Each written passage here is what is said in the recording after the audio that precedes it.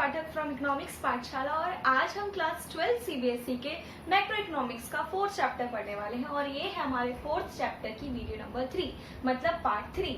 और इस वीडियो में हम इस चैप्टर का न्यूमेरिकल पार्ट खत्म कर लेंगे, मतलब नेशनल इनकम हमारा कम्प्लीटली खत्म हो जाएगा।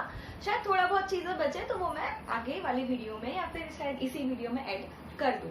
आप सभी लोगों से मैं कहना चाहूंगी कि इस वीडियो को कंटिन्यू करने से पहले प्लीज वीडियो का जो पार्ट 2 और 1 है उसको जरूर देख लें ताकि ये नेशनल इनकम वाला कॉन्सेप्ट बहुत अच्छे से समझ में आ जाए और हमारे 10 मार्क्स में से ना आधे मार्क्स भी ना कट सके।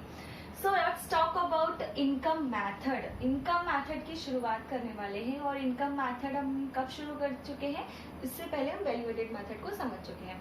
इनकम मेथड शुरू करने से पहले मैं आपको बता दूं कि नेशनल इनकम को हम एनएनपी एट एफसी कहते हैं, मतलब net national product at factor cost. जैसे वैल्यू एडेड मेथड से हमारा GDP at MP find out होता था, वैसे ही हमारा इनकम मेथड से NDP at FC find out होता है। NDP at FC find out कैसे होता है? सिर्फ 3 चीजें जोड़ो और आपका इनकम मेथड से एनडीपी एट एफसी निकल आएगा। ठीक है, वो 3 चीजें क्या है? पहली है हमारी COE, second is OS and third is mixed income, मतलब इसको MI कहते हैं। अब देखो, पहले इन तीनों चीजों में से मैं आपसे MI के बारे में बात करना चाहूंगी कि MI होता क्या है। MI का फुल फॉर्म होता है mixed income of self employed. जैसे डॉक्टर हैं, ठीक है, जिनका खुद का क्लिनिक खुला है, शॉपकीपर्स हैं, ये सारे के सारे लोग ना इनकम को जनरेट करते हैं। तो इन सब की income from self employed.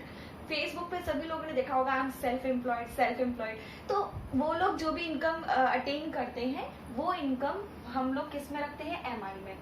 And remember बच्चों, बस मैं इसको कॉन्सेप्ट समझाना चाह रही थी, बट आपको एग्जाम में क्वेश्चंस में MI ऑलरेडी गिवन रहेगा। मिक्स्ड इनकम के नाम से ऑलरेडी चीजें क्लियर रहेंगी। Mixed income of self employed इस तरीके से टर्म होगी और आपको उसका वैल्यू दी जाएगी। ठीक है, हमें बस यहाँ पे MI की वैल्यू पुट करनी होती है। MI दिया है, well and good, value put कर दो। अगर MI की वैल्यू आपको नहीं दी तो बिल्कुल भी परेशान नहीं होना है, इसको ढूंढना नहीं पड़ता। मिल जाए अच्छी बात है, पुट कर दो वैल्यू, नहीं मिले तो टेक इट इज।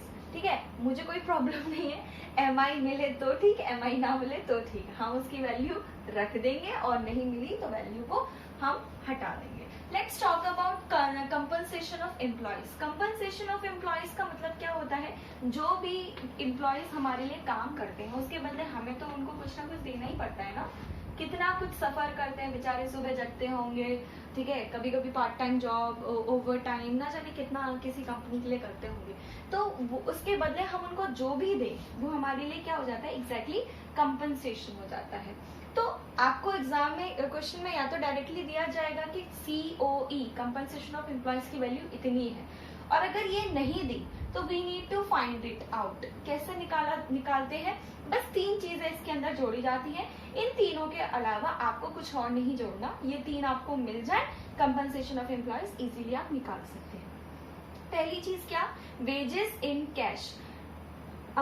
जो भी हमें भाड़ा मिलता है, जो भी हमें वेजेस मिलते हैं कैश के रूप में, लाइक सैलरी, वेजेस, ये सब के सब कहाँ चले जाएंगे? हमारे वेजेस इन कैश। मैं अगर कहीं स्कूल में जॉब करती हूँ या कुछ लोग कंपनीज में काम करते हैं तो उसके बदले उनको जो भी उनकी सैलरी मिलती है, जो भी वेजेस मिलते हैं, वो किसके अंदर आते हैं? Wages in cash. Another one is wages in kind. इसका बहुत उपयोग हमारा एग्जामिनर नहीं करता है, बट इसका कॉन्सेप्ट हमें समझ में आना चाहिए। मतलब हम जो भी चीज एम्प्लॉय की भले के लिए करते हैं, जस्ट कि वो अच्छा इंसान है या हमारी कंपनी का ऐसा रूल है, हम एम्प्लॉयज को बहुत क्या कहते हैं असिस्टेंस प्रोवाइड करते हैं या उनके सारी ही एमिनिटीज का ख्याल रखते हैं, तो इसके अंदर क्या चीज आ जाती है? वेजेस इन काइंड के अंदर, जैसे मैंने किसी अपने एम्प्लॉय, मैं ओनर हूँ और मैंने अपनी एम्प्लॉय को उसके यूज के लिए पर्सनल कार दे रखी है, उनके यूज के लिए घर दे रखा है। ऐसा कई जगह होता है, बड़ी बड़ी कंपनीज ऐसा ऑफर करती हैं। तो ये सारी काइंड मतलब एक दया के रूप में, मतलब ऐसा कुछ नहीं है, मतलब हाँ उसकी पैसों की वैल्यू होती है, बट वो जस्ट ऐसे ही दे दिया जाता है कि हाँ ठीक है, तो you are doing well, you deserve it. ठीक है। सो वेजेस इन कैंड आपको आपको ज्यादा से ज्यादा नहीं देखने को मिलेगा। वेजेस इन सैलरी के रूप में आपको मोस्टली चीजें मिल जाएंगी, तो आपको वहां पे वो वैल्यू पुट करनी है। And the third one is employers contribution to social security scheme. अब जो रिटायरमेंट पेंशन होती हैं, ग्रेचुटी फंड्स होते हैं, यहाँ पे जो कंपनी के एम्प्लॉयर्स होते हैं ना, वो क्या करते हैं, कॉन्ट्रीब्यूशन करते हैं। किस लिए करते हैं, ताकि एम्प्लॉयज का भला हो। अब पेंशन में कॉन्ट्रीब्यूशन किया जाएगा तो क्या होगा, आने वाले टाइम में प्रॉब्लम इतनी ज्यादा नहीं आएगी, है ना, उन लोगों को दिक्कत ना आए। ध्यान रखना आपको एग्जाम में एम्प्लॉयर्स ही ढूंढना है। अगर वहां पे कहीं एम्प्लॉयज लिखा है, that employees contribution to social security scheme, उस चीज को नहीं लेना, एम्प्लॉयर्स ही होना चाहिए। मतलब जो हम जिसने हमें एम्प्लॉयमेंट दी है ना, वही कंट्रीब्यूशन करना चाहिए सोशल सिक्योरिटी स्कीम में, like gratuity fund, retirement, pension fund, जो भी है। तो वो सारी की सारी चीजें, इन तीनों चीजों को जोड़ने के बाद जो हमारे कंपनसेशन ऑफ एम्प्लॉयज की वैल्यू आती है, वो वैल्यू हमारी होती है COE। कंपनसेशन ऑफ एम्प्लॉयज तो समझ लिया, मिक्स्ड इनकम को भी हम समझ चुके हैं। आप समझेंगे ऑपरेटिंग सरप्लस को। ऑपरेटिंग सरप्लस क्या होता है, ऑपरेटिंग सरप्लस में हम कैसे इसकी वैल्यू निकालते हैं। ऑपरेटिंग सरप्लस निकालने के लिए 4 चीजों को ऐड करो, ऑपरेटिंग सरप्लस निकल आएगा और वैल्यू पुट कर दो, आपका एनडीपीएफसी आ जाएगा। वो 4 चीजें क्या है, पहली rent, royalty, interest, profit. Rent, royalty, profit, मतलब इंटरेस्ट एंड प्रॉफिट। सो 4 चीजें मिल जाए ऐड करके ऑपरेटिंग सरप्लस आ जाता है। बट इतने सिंपल तरीके से चारों चीजें नहीं मिलती ना, प्रॉफिट निकालना पड़ता है। और प्रॉफिट कैसे बनता है, इन तीनों चीजों को ऐड करके बनता है हमारा प्रॉफिट। पहला होता है dividend, second one is corporate tax and third is corporate saving. तीनों चीजें दी हो, तीनों को ऐड कर दो। 2 चीजें दी है, 2 को ऐड कर दो। 1 दी है, 1 को ऐड कर दो, मतलब एक ही वैल्यू रख दो। बट इन तीनों चीजों से मिलकर ही हमारा प्रॉफिट बनता है। कॉर्पोरेट सेविंग्स को हम अनडिस्ट्रीब्यूटेड प्रॉफिट भी कहते हैं। तो अगर आपको इन तीनों के अलावा एक टर्म दिखता है अनडिस्ट्रीब्यूटेड प्रॉफिट, तो प्लीज वो भी हमारे प्रॉफिट का पार्ट है, ठीक है। और ये जो इसका जो दूसरा नाम है, मतलब अनडिस्ट्रीब्यूटेड प्रॉफिट, अपन क्या लेके चलते हैं, कॉर्पोरेट सेविंग्स को। तो ध्यान रखना, प्रॉफिट अगर दिया है, डोंट बॉदर अबाउट इट, हमें देखना ही नहीं है। प्रॉफिट अगर आपको नहीं मिल रहा, आपको इन तीनों चीजों को देखना है। तीनों चीजें मिल रही है, प्लीज सबको तीनों को ऐड कर देना। 2 मिल रही है, 2 को ऐड कर देना। 1 दिख रही है, 1 की वैल्यू आप प्रॉफिट की जगह पुट कर देना।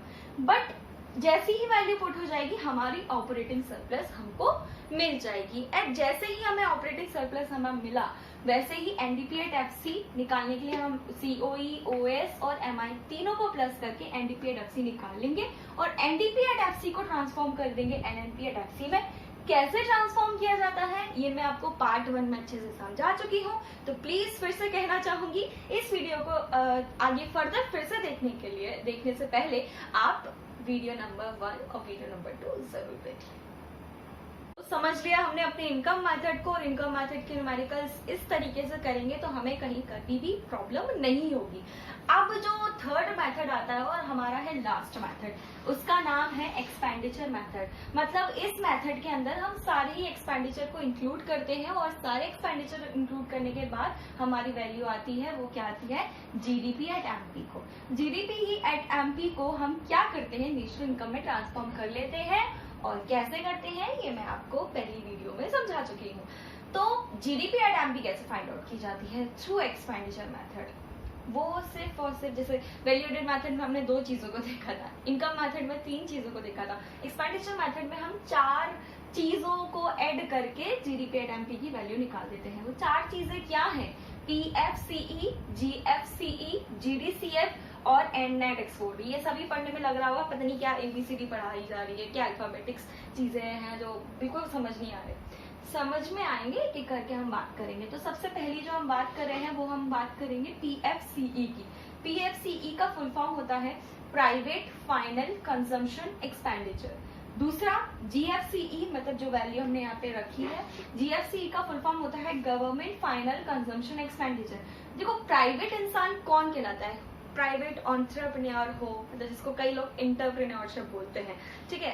तो प्राइवेट एंटरप्रेन्योर्स हो, हाउस होल्ड हो, मतलब हम जैसे लोग गवर्नमेंट को छोड़ के देश के अंदर जितने भी लोग प्राइवेटली काम करते हैं, अगर वो अपने कंजम्पशन एक्सपेंडिचर बताते हैं और उनका टोटल लिखते हैं, तो वो चीज कहाँ आती है हमारी PFCE के अंदर। लाइक हमने कहीं कोई गुड्स एंड सर्विसेज खरीद लिए, बाहर गए थे अब्रॉड से, तो वहां से भी सामान खरीद लाए, मतलब कुल मिला के हम हाउस होल्ड या प्राइवेट सेक्टर या एंटरप्रेन्योरशिप्स, ये सारे के सारे लोग खर्च करते हैं किसी गुड्स एंड सर्विसेज को प्रोड्यूस करने में, कंज्यूम करने में, तो वो हमारा PFCE के अंदर आ जाता है।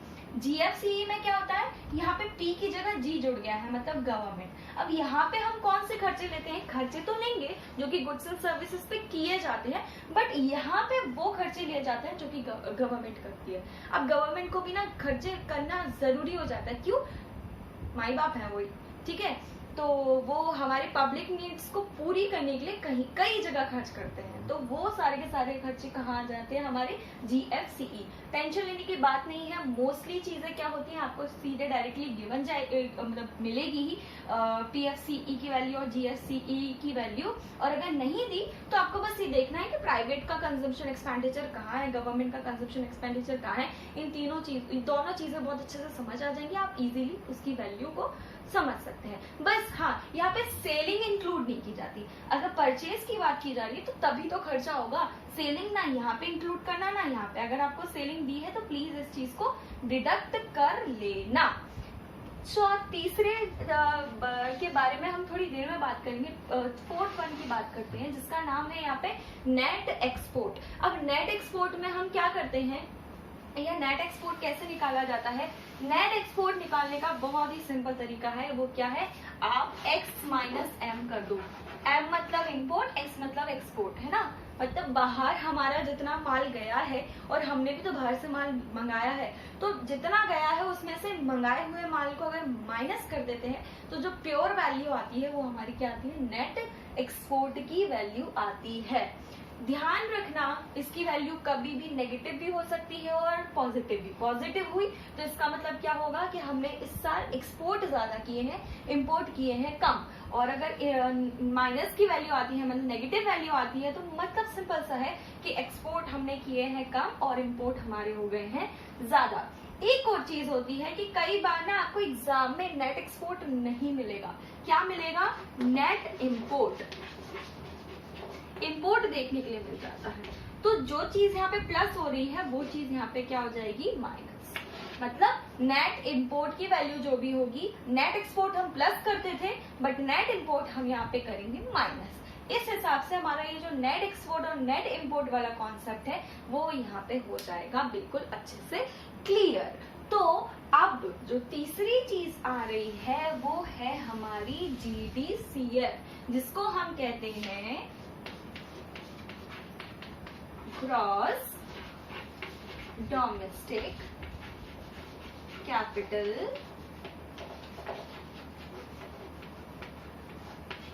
फॉर्मेशन।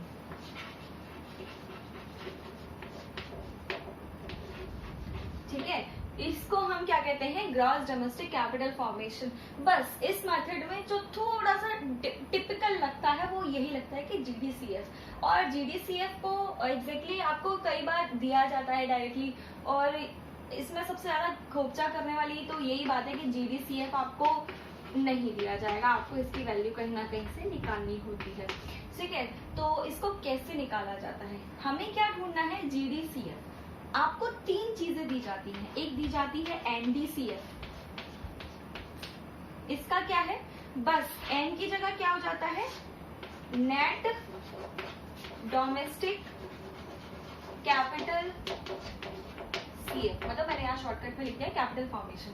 NDCF मतलब नेट डोमेस्टिक कैपिटल फॉर्मेशन, हमें चाहिए क्या, GDCF, मिल क्या रहा है, NDCF। तो इस N को मतलब नेट को ग्रॉस करने के लिए हमें क्या करना पड़ेगा, नेट को ग्रॉस करने के लिए जैसे ही आप यहाँ पे डेप्रिसिएशन ऐड कर दोगे, आपकी GDCF वाली वैल्यू आ जाएगी। मतलब क्या है मेरा कहने का कि अगर क्वेश्चन में आपको नेट डोमेस्टिक कैपिटल फॉर्मेशन दिया है तो उसमें आपको डेप्रीसिएशन जोड़ देना है, क्योंकि नेट से ग्रॉस जाने के लिए हम डेप्रीसिएशन को करते हैं प्लस, मतलब नेट चीज को ग्रॉस बनाने के लिए डेप्रीसिएशन हो जाएगा प्लस, और हमें वैल्यू मिल जाएगी GDCF की वैल्यू। दूसरी चीज जो आती है वो आती है कि GDFCF मिल जाता है, GDFCF मिल जाता है। अब ये GDFCF का मतलब क्या है? इसका मतलब है gross domestic fixed capital formation. ठीक है, अब चलो ठीक है, मैं GDCF चाहिए था, यहाँ पे ग्रॉस भी है और कैपिटल फॉर्मेशन भी है, बट ये क्या, ये F कहाँ से आया? ये F का फुल फॉर्म होता है फिक्स्ड। हमने तो ऐसा कुछ मांगा ही नहीं कि फिक्स्ड चीज चाहिए। अब फिक्स्ड आ गया है तो इस फिक्स्ड को भगाना पड़ेगा, हटाना पड़ेगा। तो gross domestic fixed capital formation में अगर हम कर देते हैं चेंज इन स्टॉक प्लस, मतलब डेल्टा स्टॉक प्लस, तो जो भी वैल्यू आएगी वो वैल्यू हमारी फिर से हो जाएगी GDCF। मतलब सिर्फ और सिर्फ फिक्स्ड हटाने के लिए हमें चेंज इन स्टॉक करना पड़ता है प्लस, और हमारी GDCF की वैल्यू आ जाती है। एक बार फिर से बता दूं, NDCF को GDCF बनाने के लिए डेप्रीसिएशन ऐड करना पड़ता है। क्यों? क्योंकि N को नेट को ग्रॉस चेंज करना है। GDFCF को GDCF बनाने के लिए हमें इसमें करना पड़ता है प्लस चेंज इन स्टॉक। क्यों? क्योंकि ये फिक्स्ड वाली वैल्यू जो है ना वो हमें हटानी पड़ती है। अब तीसरी चीज जो खोपचे वाली आती है, जो बहुत प्रॉब्लम देती है, कई बार हमें समझ नहीं आता कि क्या करना चाहिए, तो वो आती है हमारी NDFCF। मतलब एक तो ये N वाला प्रॉब्लम, दूसरा ये फिक्स्ड वाला प्रॉब्लम। अब ऐसी सिचुएशन में क्या किया जाए? कुछ नहीं, N को G बनाना है, डेप्रीसिएशन हो जाएगा प्लस, और फिक्स्ड हटाना है तो चेंज इन स्टॉक हो जाएगा प्लस, जो भी वैल्यू आएगी वो आएगी हमारी GDCF की वैल्यू। इस तरीके से तीन तरीकों, मतलब तीन जो अलग अलग वेज है GDCF को निकालने का, GDCF की वैल्यू निकल आती है, और ये चारों चीजें ऐड करके GDP एट MP की वैल्यू आ जाती है, और GDP एट MP की वैल्यू हम ट्रांसफॉर्म कर देते हैं अपने नेशनल इनकम।